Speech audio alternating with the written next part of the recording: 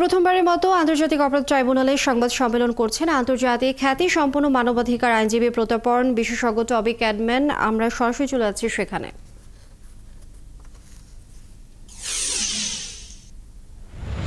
Privilege and an honour to be assisting the Chief Prosecutor and his team.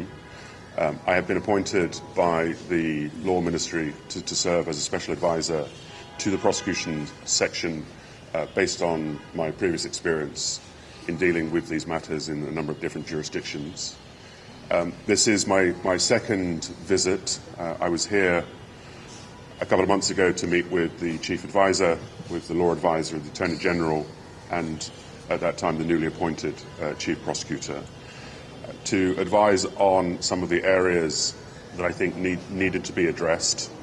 Certainly from my previous experience of the ICT under the previous government was obviously not a good experience, and there were a great deal of criticisms as to how the process was politically manipulated. What was very clear from my discussions with the interim government that this is very much a new chapter, and a chapter aimed towards justice, not retribution and not revenge.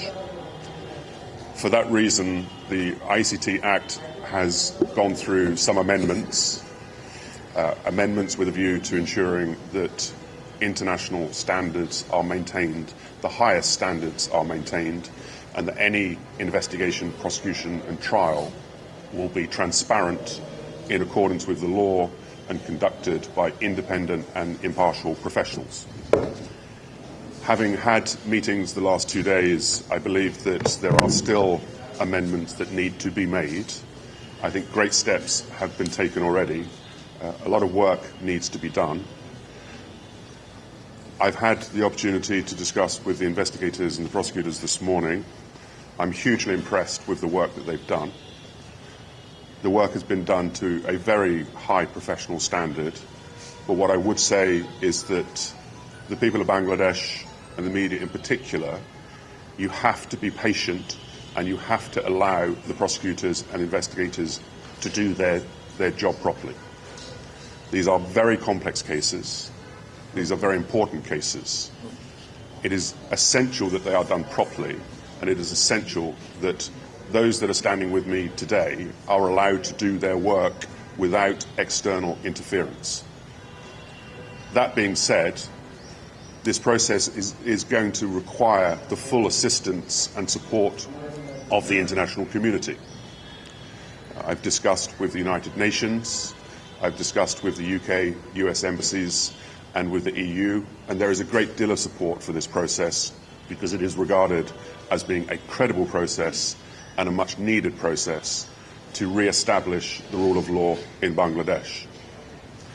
I think you can all see the progress that has been made so far politically and legally.